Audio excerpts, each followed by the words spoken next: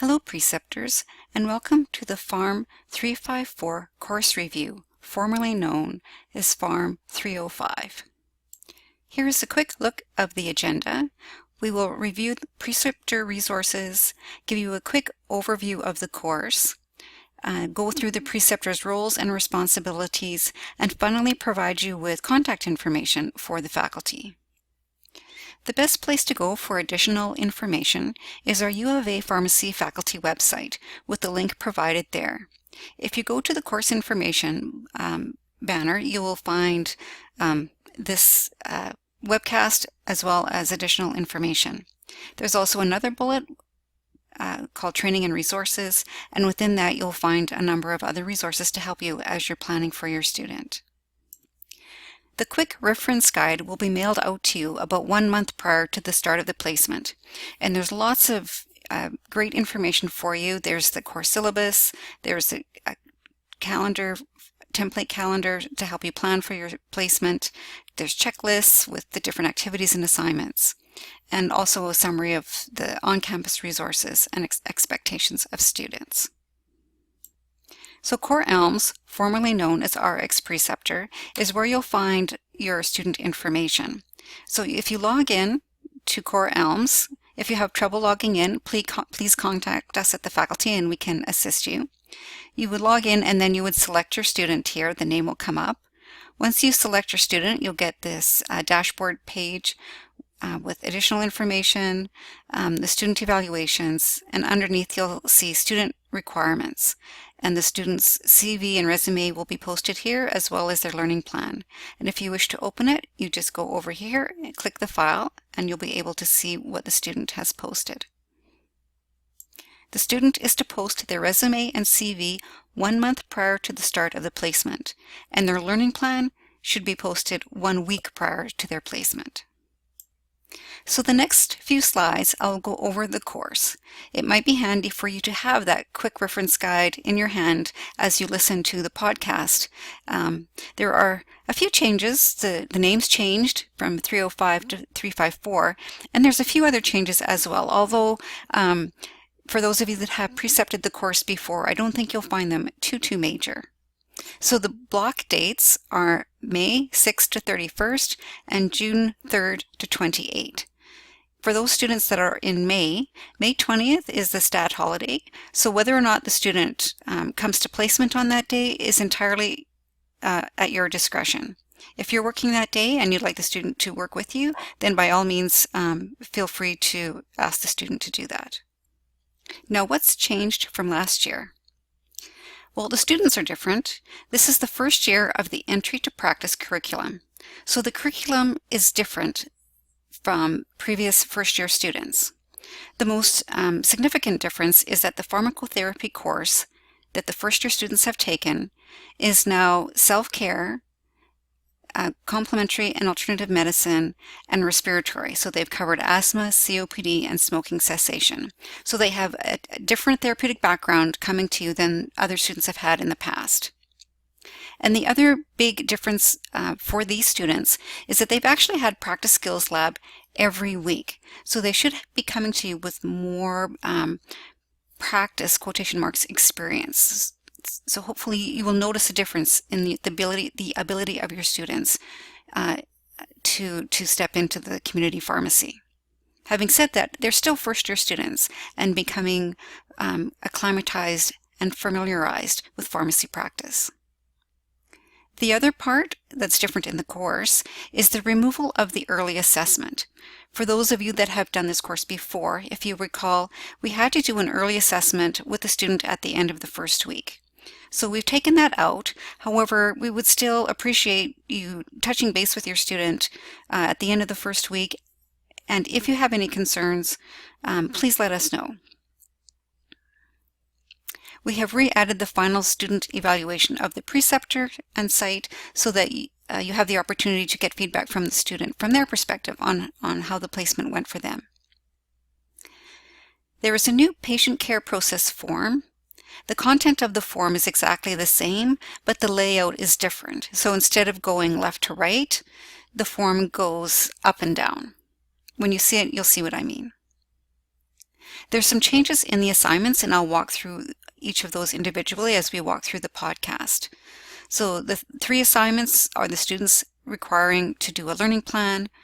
The second one is their care plan, and the third one is a medication safety assignment that was different from last year. Activities, they're still doing the interprofessional activity, but they're not posting it as an assignment as they had done in previous years. The other activities are very similar to previous years. We have added a checklist so that they can tick off those over-the-counter counseling opportunities that they've had as they go along. Again, that's their responsibility to do that, but again, it kind of helps them kind of keep track and reinforce what they've already learned. In Appendix 1 of the syllabus, you will see the detailed course objectives. As before, it's professional, communicator, scholar, care provider, collaborator, manager, leader, and advocate. And within the course objectives, there are a number of sub-bullets under each one of those that are there to help you as the preceptor and the student know what is expected of them by the end of the placement. These course objectives that are in the appendix mirror exactly what is in the student assessment at midpoint and final. These are first-year students, so the focus of this course is an introduction to community pharmacy practice, to practice the basic skills that they've learned, including communication, to participate in patient care as much as they can, and give them the opportunity to practice those pharmacotherapy areas that they've learned in school. A socialization to the profession, find out what it is that we do as pharmacists. To give them opportunities to have discussions with you, learn about pharmacy practice through activities and discussions as well. To apply basic skills, as I mentioned, and apply what they've learned in the classroom and the skills lab. And to observe what you do, see what a pharmacist does, see what the different roles are of the people on your team. For them to observe how you provide patient care and how you make clinical judgments and decision-making. Things that are still the same, but still important.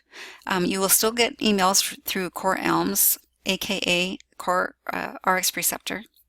There is still the absence tracking through Core ELMS, so if the student is taking a day of illness or whatever, they need to submit an absence form through Core ELMS. So you will get an email that you need to approve that absence for the student. Professionalism, same expectations. Communication, same expectations. Patient care activities, they're still doing medical and medication histories, and they should be able to do patient counseling of the prescriptions that they've learned in class and over-the-counter preparation, over-the-counter self-care topics. They will collaborate with the dispensary team and other healthcare professionals. They'll do a health advocacy project. They can answer drug information questions and participate in the drug distribution process. So what are the course activities and assignments? So these are outlined in the syllabus in Appendix 2. So as mentioned, assignment number 1 is the learning plan that the students need to post in Core ELMS 1 week prior to the start of the placement, and you should be able to see it in the requirements section. There's 2 parts to the learning plan. The first part is the student skills inventory. So that sort of acts as their self-assessment prior to coming to the placement. So the students are asked a number of questions, and they need to rate how they feel that they can do these things, their comfort scale, and the amount of practice. So for example, how comfortable are they in communicating with patients? And they should consider their ability to greet and engage the patient, speak clearly with appropriate confidence, etc. And then mark their comfort and the amount of practice that they've had. So when you meet with the students at their orientation, you should be asking the students to see their skills inventory so that you have an idea of where the student's at when they come to be with you. Some students may have been in community pharmacy before. Maybe they worked in a community pharmacy through school. Some students, this may be their very first opportunity to actually be in a real pharmacy setting. So it's good for you to know where your student is at. The second part of the learning plan is the students, once they've done their skills inventory, need to create a smart learning goal. And there's a template provided to the students so that they can complete this and post it along with part 1 in the requirements sections in Core ELMS. At midpoint, or the students should be discussing this with you the first week, and if you want them to revise it, they should. Then the students, after they've had their midpoint evaluation, need to relook at their learning plan and make any changes and update it to plan their learning for the second half of the placement. If students received any needs improvement at their midpoint, they should be incorporating that into their learning plan as another learning goal. The second big assignment is around the care provider outcome. So I'm going to give you a few tips and suggestions before I start talking about the assignment. The students need to post one care plan, but they need to do 4 care plans altogether. So important to prepare with the student prior to initiating the care plan activities and discuss the steps involved, discuss your expectations. They should observe you complete an interview yourself and a care plan yourself so that they know kind of what's expected of them. And then you would observe them and then do one, and they can share their approach with you as a pre-brief if you want the students to do that. The students should conduct their own session with supervision and observation initially. They can have indirect supervision after you're comfortable with their demonstrated skills, and then debrief with you after they've interacted with the patient, and that gives you the opportunity to provide feedback to the student. The patient should document the interactions that they have, may require practice, obviously is going to require you to look at that and provide them feedback on how you wish to have it entered into your computer system and that you're okay with the information that they're entering. All care plans and documentation should be reviewed by you. So the students will need to do 4 minimal. 1 they need to post to the faculty. The one that they post to the faculty, we do not mark them. It's assumed that you've already reviewed it and discussed it with the student and provided them feedback. Part of your expectation discussions with the student should be letting them know, gee, your care plan is due on this day. I need to see it at least 2 or 3 days in advance so that I can provide you feedback before you post your care plan assignment. So the care plan assignment, the students post 1 care plan that's been reviewed and acceptable per you, where they've interviewed, done and provided care to the patient. That includes doing a BPMH, identifying the DRP, considering the different therapeutic alternatives, the reasonable ones with pros and cons, coming up with a recommendation, being able to justify their rationale to you, and in the care plan, and then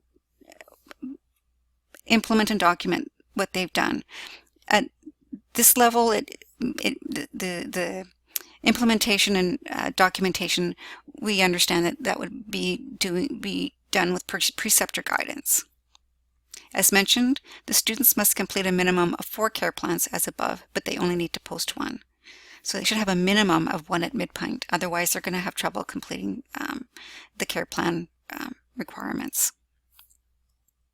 So this is the new Pharmacy Care Plan worksheet. In blue is the checklist for preceptors. The students don't see the blue. So it's exactly the same as the one we've had in previous years. However, it starts at the top and works down rather than going across the page. The checklist is the same as previous as well. So these are just to help you when you're walking through the care plan with your student, the types of questions to ask to make sure that they understand the process so that you know yourself that they understand the patient care process. The final assignment is the medication safety assignment. So what the students will need to do on their own time is review the ACP Drug Error Management Modules Part 1, 2, and 3, and then review the ACP Sample Drug Incident Report form. So there's a completed sample report form based on the modules that they've just watched. And then their assignment is to resolve a real or hypothetical medication error using a blank ACP Drug Incident Report form. Review and discuss it with you. So the students may need a little bit of assistance here. There may or may not be an incident that occurs when they're on placement, probably not, but you can present them a hypothetical scenario. Perhaps you have some previous medication errors that you can direct the students to use as an example and have them write it up as a medication error in the incident report form and then discuss it with you afterwards. With respect to activities, there are a number of activities and discussions outlined in the manual. I've just noted some of those that you might find interesting yourselves. So for care provider, they need to do actually minimum of 3, but they should do 4 patient interviews because they're doing 4 care plans. Write and discuss with their preceptor 4 simple DAP notes, again all related to having to do 4 care plans. As a scholar, satisfactorily research and respond to minimum of 3 drug information questions, and they should be looking at more than 1 resource for each question. And then for one patient with multiple perspectives, reflect on what makes this decision difficult from the pharmacist's perspective. Again, a care provider to do 4 patient interviews, including 4 BPMHs, a care plan, and educate at least 1 patient on inhalers and devices, and 1 patient on each of the self-care topics covered in year 1. Again, see Appendix 5. The students to create a care plan worksheet on a counseling experience and a documentation note.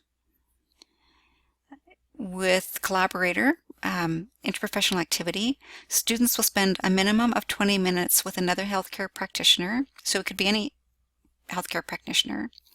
It's very important to pre-brief with you, let them kind of know or discuss the type of experience that they're going into. They have a healthcare professional IP shadowing form to complete, reflect, and we ask that they send thank you notes and then debrief with you after their interprofessional activity. For the manager leader, the students should be participating in the dispensing process for a minimum of 40 patients, 20 new, 20 refills, and again, practicing their skills of ensuring the prescriptions are complete. Although these prescriptions may be outside of their therapeutic area, they can still assess for what's required legally and start asking those 3 prime questions, even though they may not know the therapeutics around the drug itself. And hopefully they'll have an opportunity to prepare some simple compounds. They'll do a health promotion activity at the pharmacy, or it can be in the community, and you can start thinking now of some topics that you might like your students to do, such as sun safety, blood pressure screening day, presentation to a seniors group or a school. Again, students might need some help with this. And if you're in a community where there's other students, perhaps this could be a group activity. So the students have been provided with discussion topics to have with you. It's their responsibility, though, to keep track of what discussions they've had and to complete and set up a time to have these discussions with you. These are just some of them. Professionalism. What are the professional norms expected of a pharmacist, for example? Communication. Discuss modes of communication used between team members, written, verbal. Who are the team members that you're communicating with?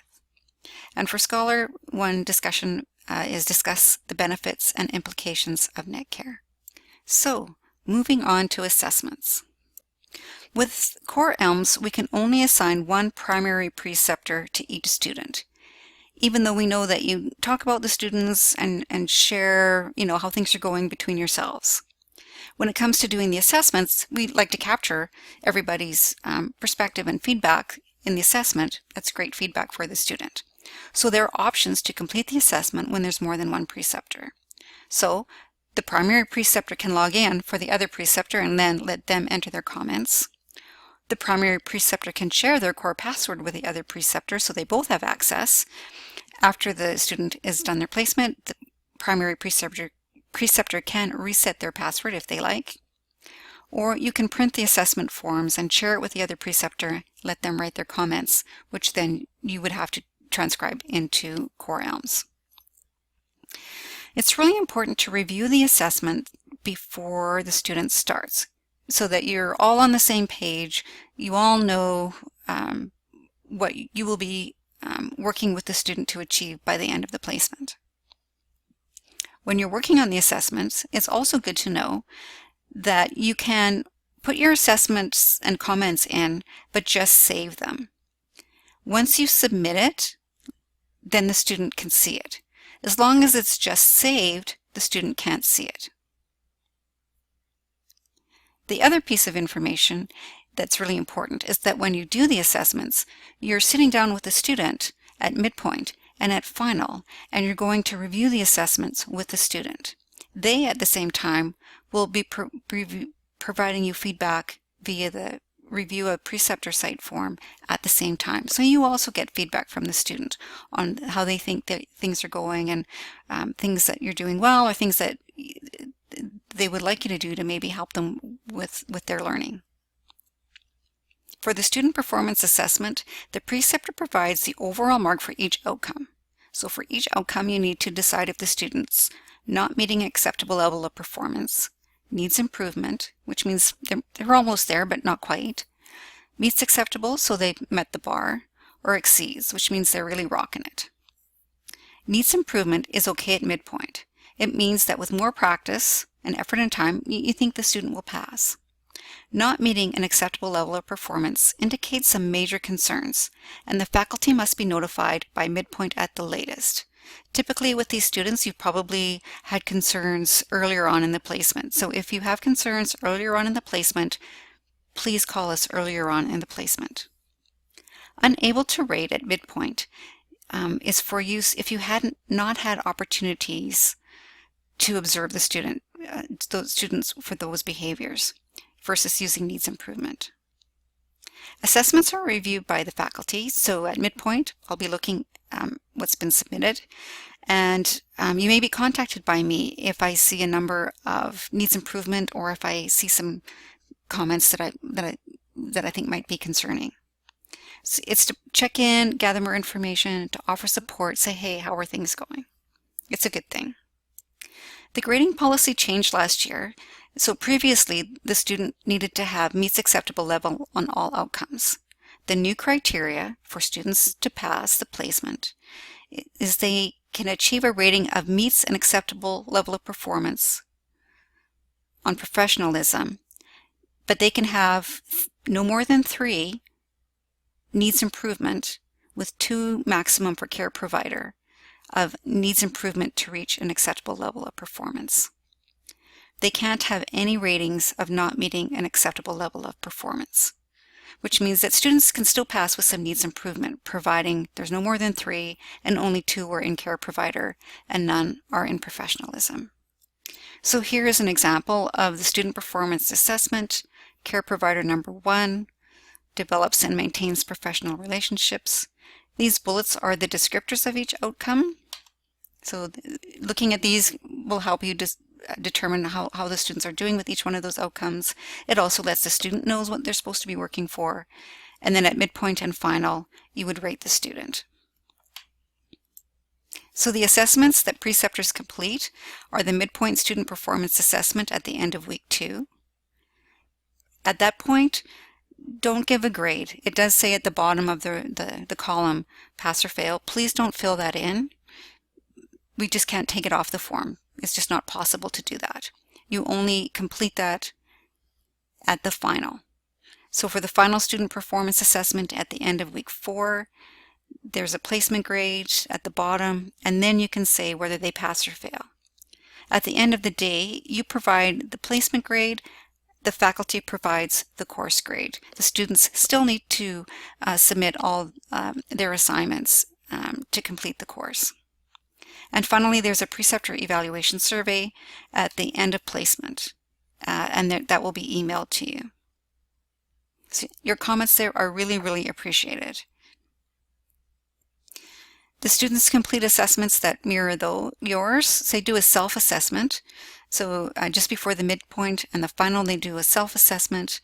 And we encourage you to ask the students at the midpoint and the final to see their self-assessment, to see how well it matches with your assessment of them.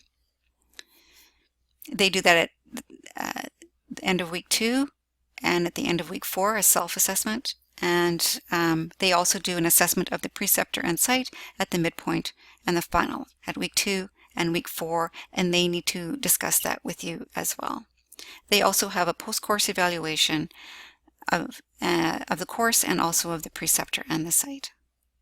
Here are a few assessment tips for you. We do have a webinar that's 14 minutes long if you would like more in-depth information about the different ratings.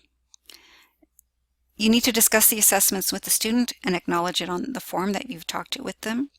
We do discourage the use of exceeds at midpoint unless the student is really outstanding. Comment boxes are really helpful for the student and the faculty, especially at midpoint, to be specific, especially if you have a struggling student. At midpoint, it's good to have comments to help identify goals for the student so that the student can incorporate that into their learning plan. And as I mentioned, the student will add outcomes where they received a needs improvement to their midpoint learning plan to ensure that they develop strategies to address that. If a student is clearly struggling, needs improvement, or you have concerns, please contact the faculty as soon as possible. You don't need to wait to the midpoint. Preceptor roles and responsibilities. Expectations of students. As guiding principles, as the student progresses through their 4 years, students are expected to incorporate knowledge and skills and provide care with more confidence. Again, these are first-year students, so they're just learning what it is to be a pharmacist. As their 4 weeks progress, you should be able to see an increase in their confidence. Students are expected to embody and demonstrate attitudes and behaviors of a pharmacist, so be able to start to effectively communicate and be professional and be a team player. And students are expected to identify areas for development and demonstrate self-directed learning.